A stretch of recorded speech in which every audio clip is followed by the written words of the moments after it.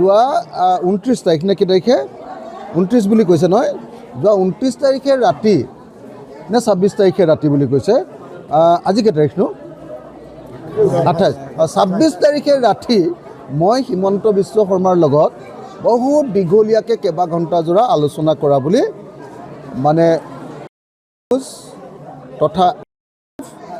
আৰু নামৰ দুটা চেনেলত মই দেখিবলৈ পালোঁ মই ভাবোঁ যে এইবিলাক খালধীয়া সাংবাদিকতা মই ভাবোঁ যে নামৰ চেনেলটোৱে এই বস্তুটো উলিয়াই আছে তেওঁলোকৰ মালিকজনক ক'ব লাগে যে এইটো সাংবাদিকতা নে এইটো কলা ব্যৱসায় যিজন মানুহে হিমন্ত বিশ্ব শৰ্মাৰ লগত 26 তাৰিখৰ দিনা আপোনালোকে মোৰ দলৰ সদস্যবিলাকক সোধক 9টা বজাত আমাৰ জইনিং আৰম্ভ হৈছে 1টা বজাত শেষ হৈছে তেওঁলোকে কৈছে আজি কথা পাতিছোঁ তো আৰু মই চেলেঞ্জ কৰিছোঁ যে মুখ্যমন্ত্ৰীৰ লগত মই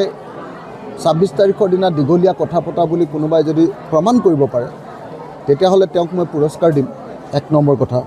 2 নম্বৰ কথা এনেকুৱা 2 নম্বৰী কথাৰে নিৰ্বাচন এটা কলুষিত কৰিবলৈ চেষ্টা কৰাটো এটা কোনো সাংবাদিকতাৰ লক্ষণ নহয়